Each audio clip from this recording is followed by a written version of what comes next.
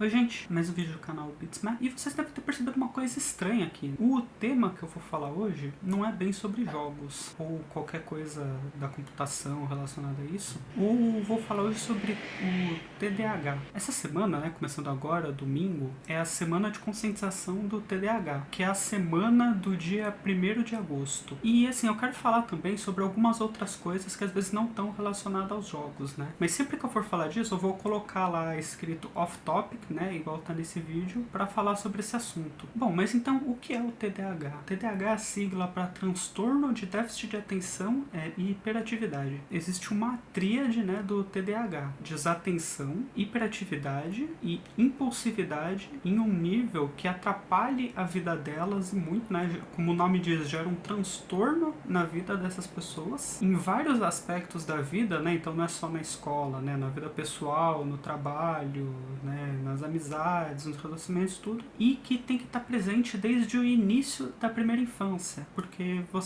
quando a pessoa é TDAH, ela não adquire ao longo da vida, né? Ela nasce com o TDAH e morre com o TDAH, né? Ele não tem cura, então assim, não tem o que fazer, né? Você tem que aprender a lidar com isso. Mas então vamos lá, o que são essas três coisas? Bom, tem a desatenção, né, que apesar de tá dizendo transtorno de déficit de atenção, a gente não tem exatamente um déficit de atenção. A gente tem um déficit de regulação de atenção. Então, assim, às vezes a gente está prestando atenção em 1 milhão de coisas ao mesmo tempo, né, assim, sem focar em nada, dando a impressão que a gente não está prestando atenção em nada, né, porque pensa, não, mas a cabeça da pessoa está em outro lugar, sendo que às vezes não, a gente só está prestando atenção em várias coisas ao mesmo tempo. Ao mesmo tempo que a gente tem essa falta de foco, né, de não prestar atenção em uma coisa específica, às vezes acontece o oposto. A gente tem o hiperfoco, que a gente presta atenção em alguma coisa muito específica e tudo ao redor, assim, tipo, para de acontecer. A gente tá focado ali de um jeito que, sei lá, a gente fica, tipo, 12 horas ali naquela mesma tarefa, né? Nesse tempo sem comer, beber,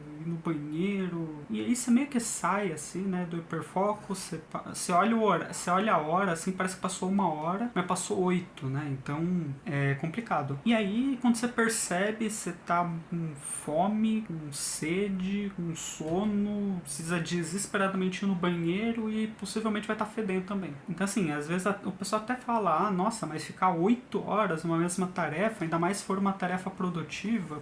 Assim, primeiro que a gente não controla isso. Se controlasse, não ia ser um transtorno, ia ser um superpoder. E aí, raramente, é alguma coisa produtiva. E mesmo quando ele cobra o preço, né? Porque você fica exausto depois. A Jéssica, né, do canal How to ADHD, ela tinha usado um exemplo muito bom, que é o de velocímetros, né? Então, assim, o neurotípico, ele tem lá um velocímetro que vai de 1 até 10, né? Então, assim, por exemplo, ele vai lá, tá com 4 de atenção aqui, aí vai pra 6, aí volta pra 3 e tal. E ele tem um certo controle sobre o grau de atenção que ele vai dar pra cada coisa. E aí o que acontece? O TDAH, o velocímetro dele só tem 2 pontos. O 1 e o 10? Não. O aleatório e o 15. Ou você tá prestando atenção em alguma coisa muito aleatória ao seu redor, ou você tá com foco enorme em alguma coisa que dificilmente você vai sair daquilo se ninguém te chamar, sei lá. Às vezes você pode estar com a sua casa pegando fogo e você não vai perceber. E aí tem a hiperatividade. E aí tem uma coisa que muita gente acha que não tem TDAH porque não é hiperativo. Pessoa tranquila, como é que vai ter TDAH? Essa hiperatividade não é necessariamente,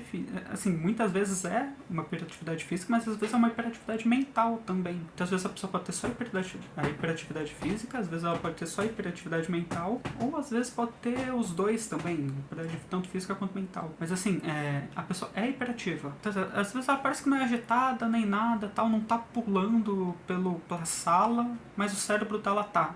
De novo, né, um outro exemplo lá que a Jéssica falava no How to ADHD era de que você tá numa rodinha de hamster que você nunca consegue sair dela, sabe? Você tenta sair, quando você percebe que você já tá numa outra rodinha de hamster correndo e você nunca descansa, porque o seu cérebro é hiperativo o tempo todo, sabe? Os pensamentos ficam correndo é uma loucura e é 24 horas por dia. E assim, se você quiser entender como é o cérebro de uma pessoa TDAH por dentro, eu recomendo o filme Tudo em Todo Lugar ao Mesmo Tempo. Ele é um filme que ele é sobre TDAH, né? Inclusive os diretores, né, quando eles estavam fazendo o filme, eles começaram a pesquisar sobre TDAH e um deles, o Daniel Kwan, ele percebeu que ele descobriu que ele era TDAH também, enquanto ele pesquisava sobre TDAH. Inclusive durante, né, enquanto eles estavam fazendo o filme, ele foi lá, fez uma avaliação lá, tal, e foi diagnosticado lá e realmente ele tinha TDAH. É um filme de uma pessoa com TDAH sobre TDAH. Inclusive, né, a protagonista, a Evelyn, que é interpretada pela Michelle Yeoh, a personagem, né, ela é uma pessoa com TDAH não diagnosticado. E a filha dela também, né, eu não lembro o nome nem da personagem nem da atriz agora. Mas então assim, são duas personagens TDAH e é um raríssimo caso de um personagem TDAH que é bem representado. Aliás, um raríssimo caso de um personagem canônico que é bem representado, né? Porque às vezes tem os personagens headcanon, né? Mas assim, de personagem canônico, tem as duas, né? Do Tudo em Todo Lugar ao Mesmo Tempo. Tem o Percy Jackson. Todos os semideuses em Percy Jackson têm dislexia e TDAH. E às vezes você vê essas coisas meio que entrando ali, né, na série. Então tem, por exemplo, a Annabeth tentando resolver lá um enigma e o Percy tentando chamar a atenção dela, só que ela tá hiper focada naquele enigma lá que ela precisava resolver, né? Ou então ela fala, não, mas esse cara aí é um ciclope, C-I-C, e ela não consegue soletrar Ciclope. E, tipo, ela é filha de Atena, tá ligado? O superpoder dela é a inteligência. Então, assim, ela não consegue soletrar Ciclope, não é por uma questão de inteligência. Só que, mesmo assim, ela tem essa dificuldade por causa da dislexia. No meu caso, eu tenho só o TDAH. Então, assim, não sei como é pra uma pessoa com dislexia. Mas ele mostra isso também, né? Que ela tem essa dificuldade. E tem também a Arlequina, né? A Arlequina também é uma personagem canonicamente TDAH. Tem uma parte no quadrinho dela que ela fala que ela tem TDAH. E aí tem o terceiro, que é a impulsividade. E assim, apesar de um nome, né, TDAH, cadê o I? Né? Cadê a impulsividade? Então, a impulsividade, ela normalmente aparece junto com a hiperatividade. Quanto maior a hiperatividade, maior é a impulsividade, né? Os dois normalmente aparecem juntos. É o que o nome diz, sabe? Você faz coisas por impulso, você age no impulso, fala coisas no impulso, acaba interrompendo as pessoas às vezes, completa a frase da pessoa antes dela falar, responde uma pergunta antes mesmo da pessoa terminar de fazer a pergunta. E o pior de todos, assim, que, meu Deus do céu, dá desespero, é quando a gente faz compra por impulso. Sempre que eu vejo alguma coisa pra comprar, eu paro, assim, falo, tá, eu tô comprando isso por impulso? Eu preciso comprar agora? Eu posso esperar pra comprar? Porque toda hora eu penso, eu vou comprar essa merda por impulso e vai dar ruim. E aí, beleza, eu falei sobre essa tríade do TDAH, né, essas três coisas que tem, e também tem três tipos, né, de TDAH. Tem o tipo predominantemente desatento, que é o meu caso, né, que é aquela pessoa que, assim, você não vê ela sendo muito hiperativa, assim, mas ela é meio avoada. Assim, é a pessoa que vive no mundo da lua. E, assim, não é que a pessoa que seja do tipo predominantemente desatenta não tenha hiperatividade e impulsividade. Tem, só que é em menor grau. Na minha avaliação neuropsicológica, a desatenção e a hiperatividade e impulsividade, né, e tinha graus, quanto que tinha em cada um. Pra você ter o diagnóstico, você tinha que ter 6 na infância e 5 na vida adulta. E aí, no meu caso, que esse negócio aí é de 1 a 9, a desatenção tava em 9 na infância e 8 na vida adulta.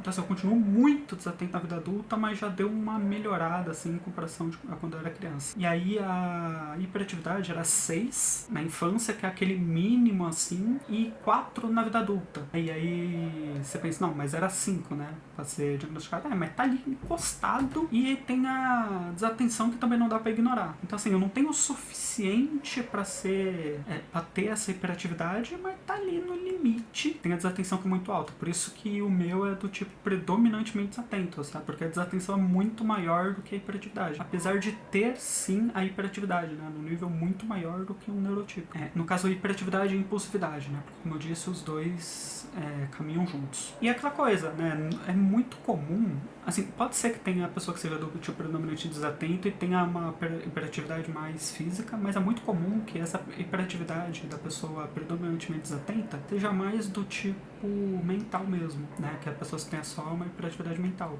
E daí tem também do tipo predominantemente hiperativo e impulsivo. Normalmente, assim, não é necessariamente, né, quanto mais hiperativo, mais impulsivo, né, mas é muito comum, quanto mais hiperativo, mais impulsivo também. E aí é a pessoa, assim, que é o estereótipo do TDAH. Sabe, que tá pulando em todo lugar, que não para quieto, que tá lá, tá falando alto, tal, falando em cima dos outros. E assim, normalmente é a pessoa que é mais diagnosticada, né? Porque ela chama a atenção, né? Assim, essa hiperatividade da pessoa, né? De estar em tudo que é lugar ao mesmo tempo, ela chama a atenção. Enquanto que a pessoa do tipo predominantemente desatento não vai chamar tanta atenção e também não vai, quando tá na escola, né, não vai atrapalhar tanto a aula. Então, o professor não vai ficar chamando a atenção do aluno predominantemente desatento o tempo todo, diferentemente do tipo predominantemente hiperativo. Assim, não vai estar atrapalhando só a si mesmo, mas também os outros alunos. O professor, querendo se livrar daquilo, chama os pais e fala, olha,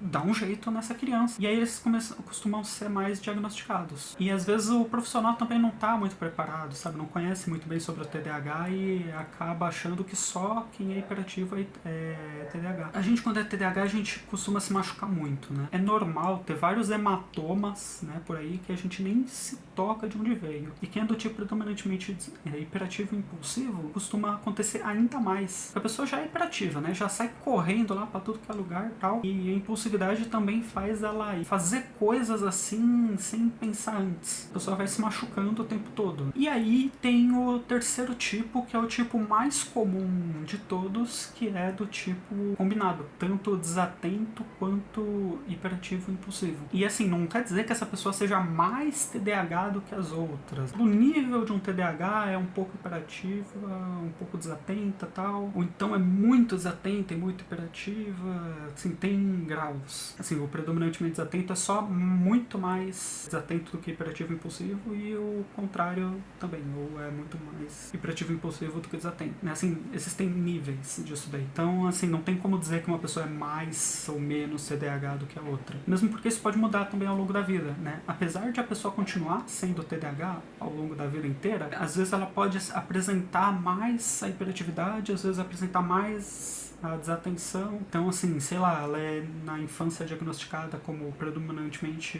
hiperativa e impulsiva, e na vida adulta do tipo combinado, mas assim, continua sendo TDAH. E assim, o TDAH, ele é um transtorno do neurodesenvolvimento. Então quer dizer que assim, o nosso cérebro, ele além de se desenvolver mais devagar, principalmente essa parte aqui na frente, que é responsável, né, por controlar impulsos, pela atenção, por um monte de coisas, ela além de se desenvolver mais devagar, se desenvolve de uma maneira diferente. Então é por isso que a gente fala que não tem como você adquirir o TDAH. Você já nasce com ele, o seu cérebro vai se desenvolvendo de uma maneira diferente das outras pessoas. Normalmente, essa parte já está completamente desenvolvida entre 20 e 25 anos em uma pessoa neurotípica. Em uma pessoa TDAH, entre os 25 e 30 anos. A gente tem essa tríade, né? Desatenção, a hiperatividade e a impulsividade. Só que eles não são os únicos problemas do TDAH. Assim, essa tríade, ela é só a pontinha do iceberg. O iceberg do TDAH tá aqui a pontinha do iceberg, que é a desatenção, hiperatividade e impulsividade. E tem todo o resto aqui que sai da superfície. Tem hiper e hipossensibilidade. Eu achava que era mais por causa do autismo, mas não, é por causa também do TDAH. A TDAH também tem hipersensibilidade e hipossensibilidade. No meu caso, eu tenho hipersensibilidade no meu olfato, no paladar, né? E às vezes algumas coisas assim no tato é um pouco difícil de explicar. E às vezes até hipossensibilidade em algumas outras partes, né? Às vezes para escutar alguns tipos de som, tenho hipersensibilidade em alguns tipos de som e hipossensibilidade com outros tipos de som. É bastante complicado. A rigidez cognitiva, né? De sempre ficar muito assim numa mesma ideia, né? Isso daí conversa muito também com o hiperfoco, que também aparece no autismo. Tem várias outras coisas, né? Várias. Não dá pra ficar falando isso aqui no vídeo, que o vídeo não ficar com 2 horas de duração. Mas assim, o que mais me atrapalhava nisso, e que ficou bem claro na minha avaliação, e que assim, atrapalha até mais do que a desatenção, é a disfunção executiva. É a função executiva que ajuda a gente a... Vamos supor, você vai limpar a cozinha, tá lá lavando a louça, só que o lixo tá cheio, você não pode jogar o resto da comida fora. E aí você tem que parar de lavar a louça e ir lá e trocar o lixo. lixo. E isso precisa de muita função executiva para trocar essa tarefa, sabe? Parar de lavar a louça e ir para a tarefa de trocar o lixo. Tipo, quando você tem uma disfunção executiva muito alta, esse tipo de coisa é muito difícil, sabe? Você trocar a tarefa lá que você precisa trocar naquela hora. Demanda muita energia, né, de quem tem esses problemas com disfunção executiva. E no caso, né, assim, eu falei agora há pouco, né, que eu fui diagnosticado com autismo de nível 1 e TDAH do tipo predominantemente desatento. E a disfunção executiva afeta tanto o autismo quanto o TDAH. É até por isso, né, que era o que mais me deu problema. E assim, tinha vários níveis, né, na minha avaliação de disfunção, tinha várias coisas, e todos eles estavam com a disfunção executiva, né? Ou seja, os problemas que eu tinha com cada coisa estava ou alto ou muito alto. Então, assim, dá pra imaginar como é que é a disfunção executiva pra mim. Pra muita gente que tem autismo e TDAH, normalmente é o que mais causa problemas também, né? Porque é um problema que abrange os dois. Então, assim, tem todas essas coisas, né, do TDAH que causam dificuldades na vida de cada pessoa. E aí, aquela coisa, não dá pra falar tudo aqui. O vídeo vai ficar muito grande se eu fizer isso. Tem uma última coisa que eu queria falar, que, assim, é muito importante. Se tem alguma coisa que eu quero que as pessoas entendam aqui nesse vídeo é sobre isso, que é sobre medicamento para TDAH. No Brasil a gente tem Ritalina, Ritalina LA, Concerta e o Venvance. Esses remédios, assim, a Ritalina é para TDAH e para narcolepsia, a Venvance é para TDAH e compulsão alimentar. Uma coisa muito importante: não se automediquem, tá? Isso é perigoso demais.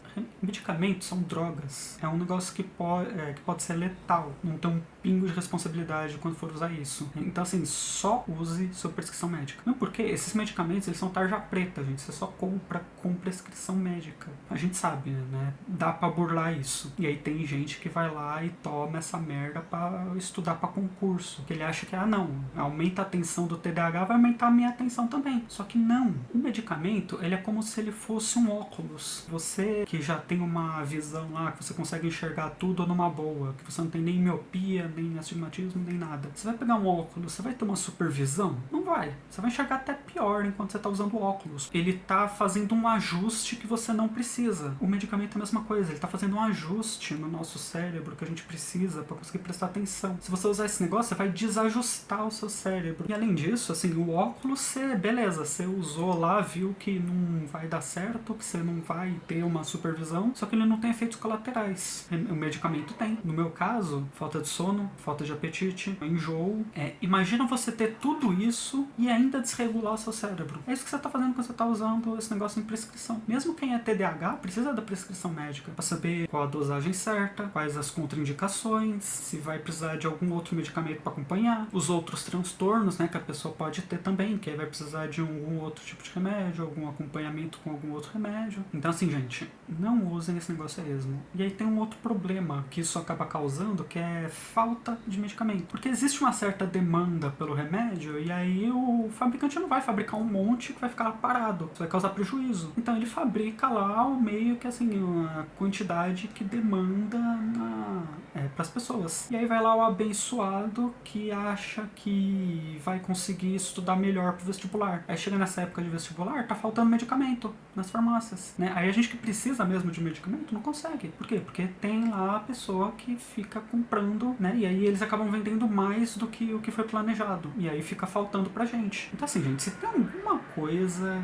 que eu quero que você saia desse vídeo entendendo é sobre isso. Não se automedique. Então, essa é uma coisa que eu queria falar também, que é uma coisinha meio que... Precisa ficar esperto. Que às vezes, né, as pessoas falam algumas coisas como, por exemplo, TDA ou DDA pra falar sobre quem é do tipo predominantemente desatento. Não, que ele é só desatento, ele não tem hiperatividade, então é distúrbio de déficit de atenção, então não, é transtorno de déficit de atenção. Assim, gente, se você foi diagnosticado com TDAH, você é hiperativo, tá? Mesmo que essa hiperatividade seja mental. TDA não existe. O único lugar que aparece TDA é no livro Mentes Inquietas, e isso que a autora só colocou, e ela escreve isso no livro, ela só colocou pra facilitar a leitura, mas que o certo é TDAH. Assim, TDA nem existe, e DDA é um termo antigo, que era usado antes, pra distúrbio de déficit de atenção. Até que viram que não é um distúrbio, não é um transtorno de aprendizagem, um transtorno do neurodesenvolvimento igual ao autismo. Mas então é isso, né, gente?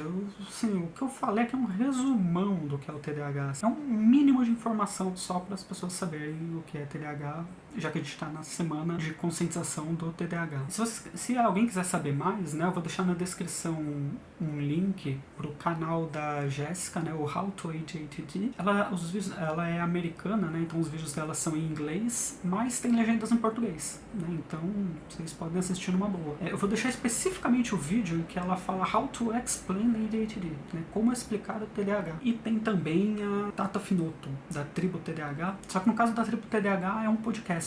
E aí o podcast tem a vantagem, né, de ser vídeos muito maiores, né, muito mais bem explicados. E aí, sei lá, você pode ouvir enquanto faz alguma outra coisa que não requer sua atenção. E aí você fica lá ouvindo enquanto, sei lá, você lava uma louça. Eu tô recomendando esses dois, o How to ADHD e a Tribo TDAH, porque tanto a Jéssica quanto a Tata, elas pegam artigos científicos e explicam de uma forma muito mais fácil de entender. Então, assim, é tudo embasado em evidências científicas mesmo. E as duas têm TDAH, né? Então, assim, elas sabem por dentro do que estão falando e ainda pegam uma pesquisa para embasar o que estão falando. São as duas melhores recomendações que eu posso fazer para vocês. Mas, então, é isso, né, gente? Mas para vocês saberem, né, sobre o que é o TDAH. E aí a gente se vê no próximo vídeo, que vai ser mais um vídeo off-topic, em que eu vou falar sobre autismo. Prometo que, por enquanto, é só isso. Depois a gente volta a falar sobre jogos. Então é isso. Até mais. Tchau!